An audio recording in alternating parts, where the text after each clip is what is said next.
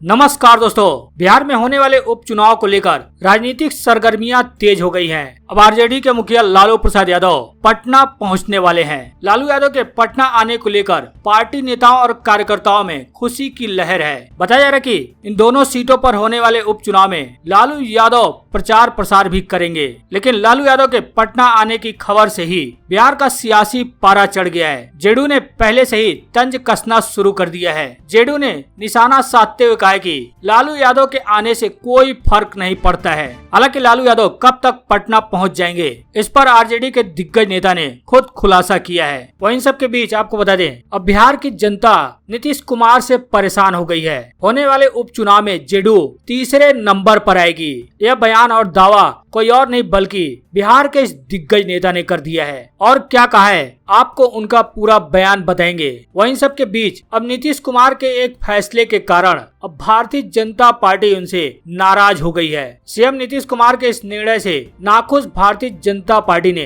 बड़ी मांग रख दी है। बड़ी मांग रखते हुए कहा कि ये भी होना चाहिए, नहीं तो आगे क्या कहा है आपको उनका भी पूरा बयान बताएंगे। वहीं आपको बता दें, इस उपचुनाव में नीतीश कुमार और लालू यादव आमने सामने दिखेंगे। बिहार चुनाव से ज्यादा बिहार का उपचुनाव दिलचस्प देखने को मिलेगा। आगे बढ़ने से पहले इस वीडियो पर एक लाइक जरूर कर दें। चैनल को सब्सक्राइब करने के साथ ही घंटी के बटन को दबा लें ताकि ऐसे ही नई नई खबरों का अपडेट जैसे ही इस चैनल पर आए आपको तुरंत मिल सके। जी आपको बता दें, बिहार में तारापुर और कुशेश्वर स्थान विधानसभा सीट पर 30 अक्टूबर को वोटिंग होगी। लेकिन इन दोनों सीटों पर होने वाले उपचुनाव से पहले ही बिहार में आरोप प्रत्यारोप का दौर शुरू हो गया है। अब लालू यादव के बिहार आने से पहले ही बिहार का सियासी पारा भी चढ़ गया है। लेकिन लालू यादव के बिहार आने से पहले जेडीयू ने कहा है कि उनके आने से कोई फर्क नहीं पड़ता। जी आपको बता दें, जहाँ एक तरफ तेजस्वी यादव और तेज प्रताप यादव के बीच तनातनी चल रही है। तेज प्रताप यादव को आरजेडी ने मुख्य प्रचारकों की लिस्ट से बाहर कर दिया है। अब उससे तेजस्वी यादव और तेज प्रताप यादव के बीच और भी ज्यादा दूरियां बढ़ती जा रही हैं। ऐसे लालू यादव काफी परेशान बताए जा रहे हैं। अब लालू यादव कब पटना आएंगे, इसको लेकर आरजेडी प्रवक्ता मृत्युंजय तिवारी ने जवाब दिया है। बता दे, बिहार विधानसभा उपचुनाव को लेकर जहां एक तरफ एनडीए जीत का दावा कर रही है, तो वहीं महागठबंधन भी जीत का दावा कर रही है। हालांकि कांग्रेस और राजद अलग अलग चुनाव भी मैदान में है, तो इससे और भी महागठबंधन की परेशानियां बढ़ गई हैं। अब राजद के नेताओं और कार्यकर्ताओं को राजद सुप्रीमो लालू प्रसाद यादव के बिहार आने का इंतजार है। लालू यादव के बिहार आने को लेकर राजद प्रवक्ता मृत्युंजय तिवारी ने बयान दिया है। लालू यादव कब बिहार पहुंचेंगे, इसका जवाब देते हुए राजद प्रवक्ता ने कहा है कि लालू जी तो जनता के बीच में रहने वाले नेता हैं। लालू जी लगातार चाह रहे हैं कि हम बिहार जाएं, लोगों से मिलें, जनता के बीच में जाएं, अपने समर्थकों से मिले। लेकिन सारा कुछ निर्भर करता है उनके डॉक्टरों की सलाह पर। उन्होंने कहा कि अभी लालू यादव ने प्रशिक्षण शिविर के दौरान खुद ही कहा था कि एम्स के जो डॉक्टर हैं जो उनका इलाज कर रहे हैं, उन्होंने अभी बिहार नहीं जाने का सलाह दिया है। लेकिन फिर भी लालू जी बिहार आने के लिए लगातार प्रयास में लगे हुए हैं। मृत्युंजय तिवारी ने कहा कि दुर्गा पूजा के बाद लालू जी जल्द पटना आएंगे। हालांकि सारा कुछ निर्भर करता है कि डॉक्टरों की सलाह पर वो क्या कहते हैं। बता दें कि इन दोनों विधानसभा सीटों पर प्रचार करने के लिए जो आरजेडी ने स्टार प्रचारकों की लिस्ट जारी की है, उसमें सबसे पहले नाम लालू यादव का ही है। उसके बाद दूसरे नंबर पर नेता प्रतिपक्ष तेजस्वी यादव का नाम है। अब इससे माना जा रहा है कि हो सकता है कहीं न कहीं लालू यादव इन दोनों सीटों पर प्रचार के लिए आ सकते हैं। हालांकि डॉक्टरों पर ही निर्भर करता है कि उन्हें डॉक्टर दिल्ली से बिहार जाने की परमिशन देते हैं या नहीं। हालांकि लालू यादव के बिहार आने की खबरों के बीच चिराग पासवान ने भी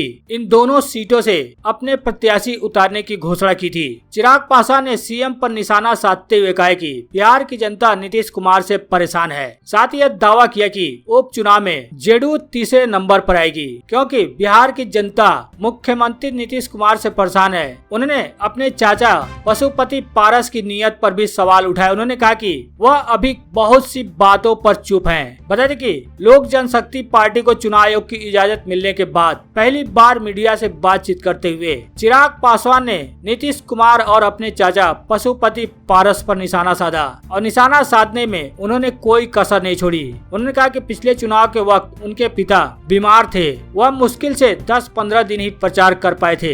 इसके बावजूद पार्टी को 6% वोट मिले थे, जबकि आज 15% वोट वाले मुख्यमंत्री बने हुए हैं। साथ ही उन्होंने यह भी भविष्यवाणी की कि बिहार में जल्द मध्यावधि चुनाव होंगे। इसका कारण बताते हुए उन्होंने कहा कि एनडीए गठबंधन में होने के बावजूद नीतीश कुमार केंद्र के हर फैसले का विरोध करते रहते हैं और अब भी विरोध ही कर रहे हैं। ऐसे में गठबंधन का जल्द टूटना तय है। वहीं आपको बता दें, एक बार फिर तेजी ने नीतीश कुमार पर बड़ा हमला बोला है। कहा कि डबल इंजन सरकार से बिहार को ट्रिपल नुकसान हो रहा है, हर क्षेत्र में ट्रबल ही ट्रबल है। जी हाँ, दोनों सीटों पर होने वाले उपचुनाव से पहले नेता प्रतिपक्ष तेजस्वी यादव चुनाव के पहले बिहार सरकार की खिंचाई करने से नहीं चूक रहे हैं। आज उन्होंने सीएम नीतीश कुमार पर हमला बोलते हुए कहा कि बिजली संकट और श्रीनगर में आतंकियों की गोली के शिकार बिहार के वीरेंद्र पासवान को लेकर सरकार पर कटाक्ष किया। उन्होंने कहा कि डबल इंजन सरकार से बिहार को ट्रिपल नुकसान हो रहा है। तेजस्वी यादव ने अपने आधिकारिक ट्विटर हैंडल से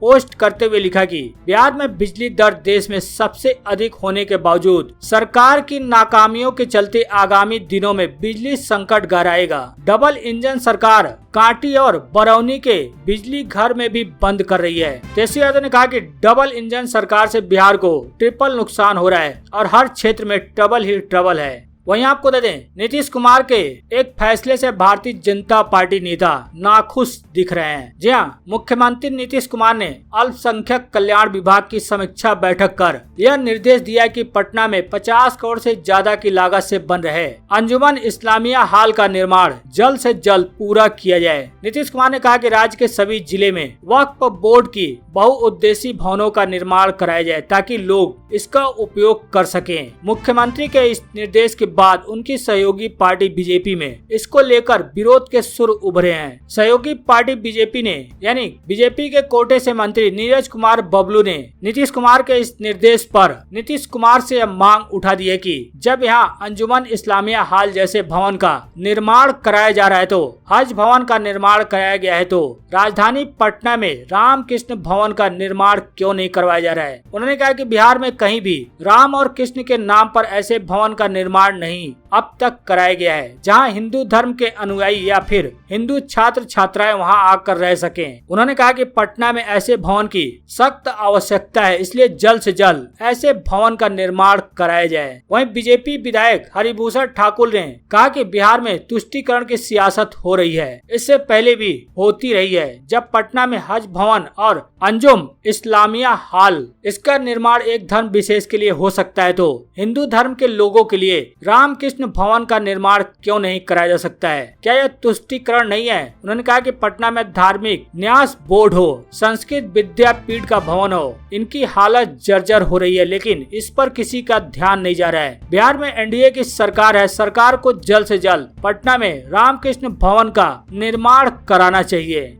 हालांकि वहीं आपको बता दें, उपचुनाव को लेकर अब कांग्रेस ने आरजेडी को चेतावनी दे डाली है। बोला कि कुशेश्वर स्थान से आरजेडी ने अगर नाम वापस नहीं लेगा तो गठबंधन में टूट तय है। जी हाँ, आज बिहार दौरे पर आए प्रदेश कांग्रेस प्रभारी भक्त चरण दास ने बड़ा बयान दिया है। उन्होंने राजद को अल्टीमेटम दिया है, कहा कि अगर राजद ने कुशेश्वर स्थान से अपने उम्मीदवार वापस नहीं लिए तो महागठबंधन में टूट तय है। उनके इस बयान के बाद बिहार कांग्रेस के नेता राजद पर और भी हमलावर हो गए हैं। बिहार कांग्रेस के कार्यकारी अध्यक्ष समीर सिंह ने कहा कि कुशेश्वर स्थान को लेकर बिहार प्रभारी का बयान सही है। वास्तव में अगर राजद ने कुशेश्वर स्थान से अपने प्रत्याशी का नाम वापस नहीं लिया तो महागठबंधन में टूट होना तय है। वहीं कांग्रेस विधायक शकील अहमद खान ने कहा कि 89 में जिन लोगों के साथ सत्ता में आया था राजद, उनसे मोह कम नहीं हुआ है। बिहार के अल्पसंख्यक मतदाता राजद की हकीकत समझ चुके हैं। तेजस्वी का नाम लिए बगैर उन्होंने कहा कि राजद नेतृत्व अपरिपक्व या घमंड में चूर है। आरजेडी विधायक भाई वीरेंद्र के बयान को भी उन्होंने नकारा। तेज प्रताप यादव की प्रशंसा करते हुए कहा कि वे कहीं ज्यादा राजनीति में परिपक्वता दिखा रहे हैं। हालांकि दोनों सीटों पर कांग्रेस ने अपने प्रत्याशी उतारे हैं और सीधे तौर पर कुशेश्वर स्थान से कांग्रेस ने आरजेडी को प्रत्याशी यानी अपने प्रत्याशी का नाम वापस लेने का अल्टीमेटम दे दिया है। सीधे सीधे चेतावनी देते हुए कहा कि अगर प्रत्याशी का नाम वापस नहीं लेते तो महागठबंधन में टूट तय है।